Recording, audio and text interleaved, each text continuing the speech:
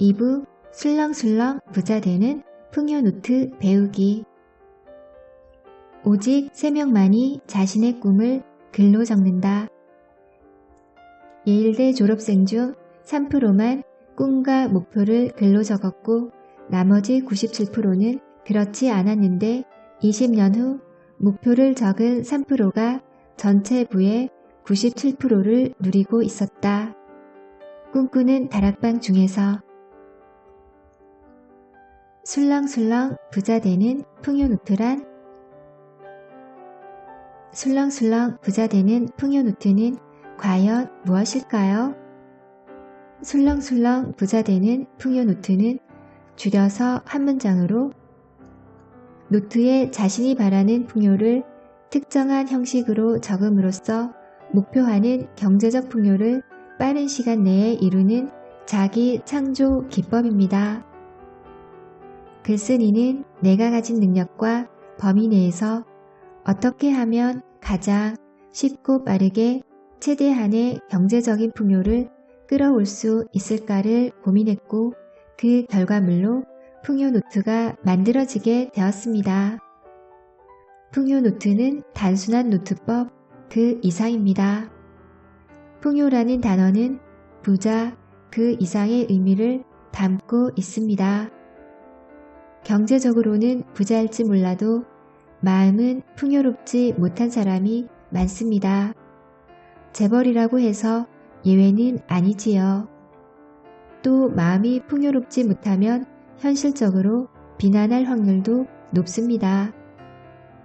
풍요의 시작은 마음, 의식이며 술렁술렁 부자 되는 풍요노트는 부자가 되기 위해 필요한 가장 기본적인 태도, 긍정적인 마음의 힘을 길러 현실의 변화로 이어지게 합니다. 풍요노트가 제게 가져다준 풍요는 액수로 치면 거의 억대에 이릅니다. 어떻게 그게 가능하냐고요? 믿기 어렵겠지만 이제부터 그 방법을 하나씩 설명하려고 합니다. 풍요노트 쓰는 법. 풍요노트는 아주 쉽고 간단합니다. 쓰는 순서는 다음과 같습니다. 1. 경제적인 풍요, 즉 구체적인 금액을 우주에 주문합니다. 나는 2016년 7월 안에 8천만 원이 생기는 것을 우주에 주문하고 허용합니다. 2. 경제적 풍요를 주문한 다음 날부터 가계부 다이어리 수첩 중에서 아무거나 자신에게 편한 기록장을 택하여 그날 경험한 경제적 풍요를 적습니다. 사소한 것도 모두 적습니다. 사소한 걸 적는 거라서 메모가 필요합니다. 다 기억하기 힘드니까요. 중요한 것은 지출을 쓴다는 것입니다. 대출금을 갚은 것부터 단순히 물건을 구매하는데 쓴 돈도 구입하면서 기분이 좋았다면 풍요입니다. 또 돈으로 살 수 없는 귀한 위로, 격려, 애정 표현을 받은 것도 나름대로 값어치를 매겨 적어봅니다. 주의점은 절대로 마이너스 항목은 적지 않는다는 것입니다. 풍요노트에는 오직 플러스 항목만 있습니다. 마이너스는 목표금에서 빼는 계산을 할 때만 사용합니다. 3. 여기서 매일 경제적 풍요를 경험하는 게 가능할까? 라는 의문을 가지기 쉬운데 예시를 참고해 주세요. 3월 15일 친구가 커피 마시라고 기프티콘을 싸주었다. 플러스 4,000원. 3월 16일 배달시켜 먹은 자장면 쿠폰 20개가 완성되어 탕수육주 세트를 공짜로 먹었다. 플러스 15,000원. 3월 17일 소셜커머스에서 반값 쿠폰으로 정상가 5만원의 공연을 2만원에 관람했다. 플러스 3만원. 3월 18일 남친이 키스 10번을 해주었다. 플러스 100만원. 3월 19일 담보대출금 50만원을 냈다.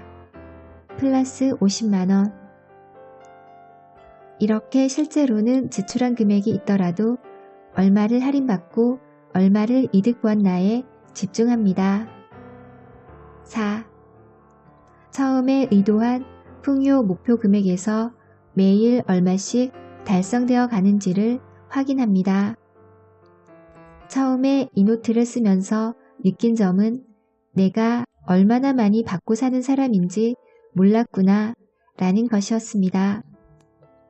한 달 동안만 해도 공짜 영화표가 3번 플러스 27,000원, 공짜 책이 2권 플러스 22,000원 플러스 15,000원, 공짜 음료권 2회 플러스 8,500원, 식사 대접 받음 3회 플러스 45,000원, 커피 대접 받기 많은, 주유 할인 플러스 5,000원, 소셜 커머스 할인, 남친 뽀뽀 등등.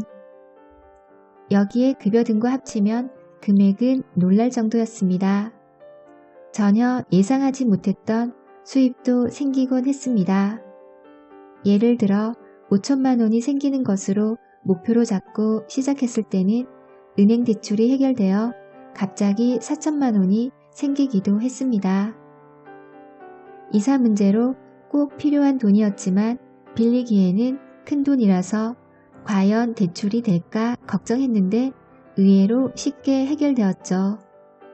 1,000만 원은 풍요노트에 적은 풍요 목록으로 해결되었고 나중에 결산할 때 실제로 내가 누린 풍요 액수는 5천만 원을 훨씬 넘는다는 것을 알게 되었습니다. 이런 식으로 풍요노트를 적다 보면 감사가 저절로 생겨납니다. 특히 지출의 경우에도 할인받은 부분, 저렴하게 얻은 부분은 이득으로 계산하기 때문에 부정적인 감정에서 벗어날 수 있습니다. 매일 조금씩이라도 목표 금액이 점점 마이너스가 되니 거기에서 또한 성취감을 느낄 수 있고요. 풍요노트가 부를 끌어오는 비결은 1분마다 우리 인생을 바꿀 수 있는 기회가 찾아오지. 영화 바닐라 스카이 중에서. 처음 풍요노트의 내용을 접하고 가장 먼저 생기는 궁금증은 어떻게 술렁술렁 부자가 된다는 것일까? 라는 부분이겠죠. 흔히 우리 생각으로는 죽기 살기로 매달려도 늘 주머니 사정이 빠듯한데 노트 좀 적는다고 대체 무슨 수로? 라는 의문이 생기는 거지요. 여기에서는 술렁술렁 풍요노트가 어떤 식으로 풍요를 끌어오는지 그 원리를 설명하겠습니다. 풍요노트와 뇌과학. 무슨 일이든 사람 일은 얼마나 신이 나서 재밌게 하느냐 하는 부분이 성공과 실패를 결정합니다. 이런 점에 착안한 풍요노트는 기계적으로 돈을 계산해서 적는 게 아니라 풍요 항목의 적은 금액에서 기쁜 감정을 누리는 게 핵심입니다. 일반적인 가계부는 쓰기도 어렵지만 쓰면서 기분 좋고 감사한 경우는 거의 없습니다. 스트레스가 심하지요. 그래서 풍요노트에는 처음부터 부정적 마이너스 항목은 아예 없습니다. 돈을 쓰는 것도 신나고 재밌고 이렇게 감사할 게 많았네 하며 느끼는 그 단순한 기쁨이 풍요노트를 꾸준히 쓸 수 있게 만들어줍니다. 왜냐하면 사람의 뇌는 보상을 강력히 원하는 기관이기 때문입니다. 진하고 부드러운 치즈케이크, 생크림 잔뜩 얹은 프라푸치노, 달달한 커피 믹스 등 이런 것들을 왜 좋아할까요? 고칼로리의 음식을 먹으면 뇌에서 베타 엔돌핀이라는 호르몬이 방출됩니다. 베타 엔돌핀은 기쁜 감정을 느낄 때 나옵니다. 운동을 할 때도 나오고요. 한마디로 쾌감과 관련된 호르몬이지요. 막 연애를 시작하면 끼니를 걸렀는데 그 사람만 봐도 배부른 것 같은 증상도 베타 엔돌핀 때문입니다. 몇 달 동안 알바해서 모은 돈으로 갖고 싶었던 명품 가방이나 최신의 노트북이라도 확 질렀으면 그때도 베타 엔돌핀이 슝슝 방출됩니다. 뇌는 보상을 강력히 요구하는 기관이기 때문에 베타 엔돌핀이 나올 수 있는 긍정적인 상황을 자꾸 만들려 하게 됩니다. 결론적으로 풍요노트에 돈을 쓰는 즐거움, 감사한 일들, 원하는 걸 소유하고 누리는 기쁨 등을 기록하면서 베타 엔돌핀을 방출시키면 우리의 뇌는 아하, 이거 참 즐겁다. 계속해서 돈을 끌어당겨야겠구나 하며 스스로 동기부여를 한다는 것입니다. 반대로 악착같이 안 쓰고 모으는 데 집중하면 뇌는 돈을 힘들고 고통스러운 대상으로 정의해버립니다. 어떻게 잘 쓰고 쓰면서 즐겁게 느끼느냐에 초점을 맞추어야 뇌도 돈 버는 일을 즐겁게 느끼고 열심히 버는 쪽으로 가동됩니다.